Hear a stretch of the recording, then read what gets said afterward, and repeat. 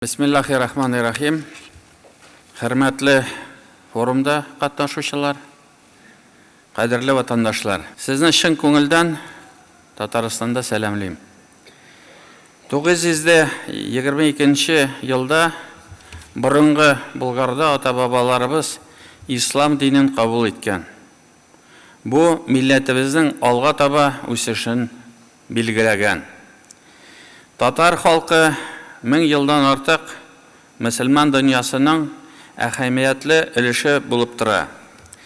Күп милләтле Россия цивилизациясенә уртак дәүләт, мәдәният, гырыф-гадәтләр үсешенә һәм ныгытуына ярдәм итә. Гасырлар буена ислам милли үзәнчелекнең максатчан көче булып тора. Кыенлыкларга карамастан без һәр вакыт торып басып алга атлый алдык. Милли яңарышларның төп көче булып һәрчак ислам дине торды.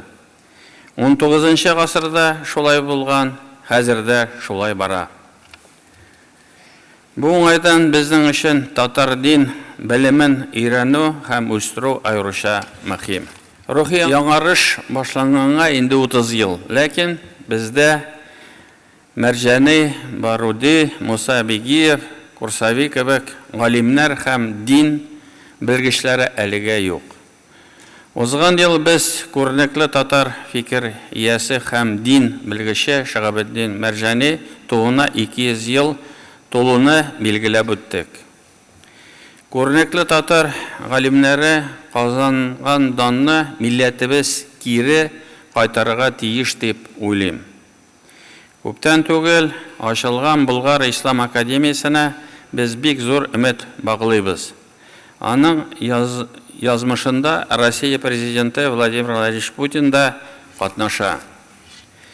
Фәни һәм рухи үзәк булырга тиешле академия быел дини белемнең беренче докторларын чыгарачак. Уку йортының тамамлаучылар алган белемнәрен тормышка ашырыр, мөселман өметін традицион нигезләрен ныгытуга мөһим. Бу эштә Россия имамнары бик зур роль уйный. Алдыбыздагы куелган улы максатларга бары тик уртак көч белән генә ирешә алабыз. Беренче планга айрым игътибар таләп итүче башка җитди мәсьәләләр дә чыга. Иҗтимагый мөнәсәбәтләр бушлыгы түзмәй. Рухи вакуум тиз арада чит кыйммәтчеләр һәм экстремист идеялар белән тула.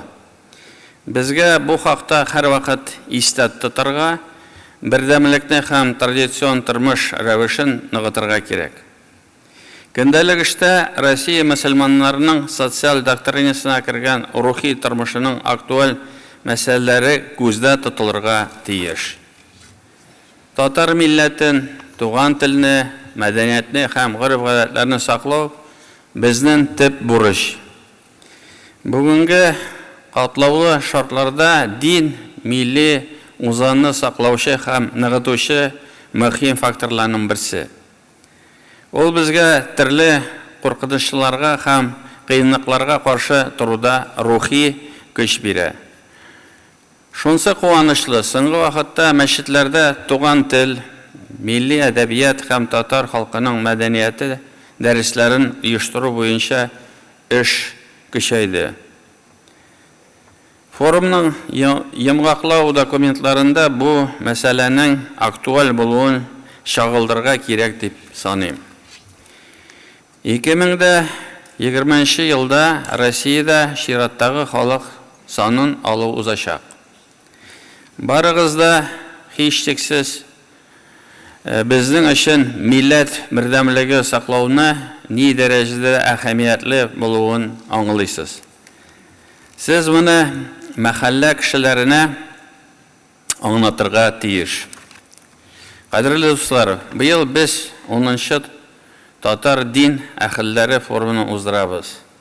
10 ел эчендә тормышка ашырылган күп кенә проектларны уртак эшебез нәтиҗәсе дип санарга мөмкин. аны яңа идеялар һәм проектлар белән байытып дәвам итү мөһим.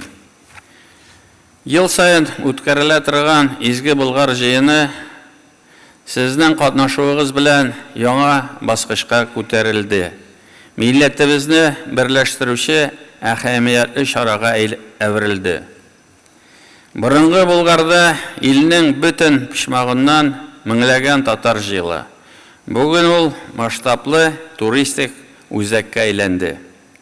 Болгарда барлыкка килгән яңа музейлар татар халкының тарихы белән таныштыра, милләтебезне бөтен дөньяга таныта.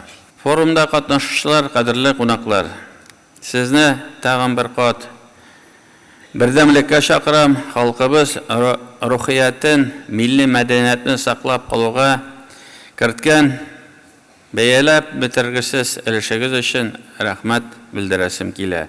Сезгә тынычлык, бәхет, иминлек һәм Аллаһ Тәгаләнең рәхим шәфкатен телим. Рәхмәт сезгә, уңышлар.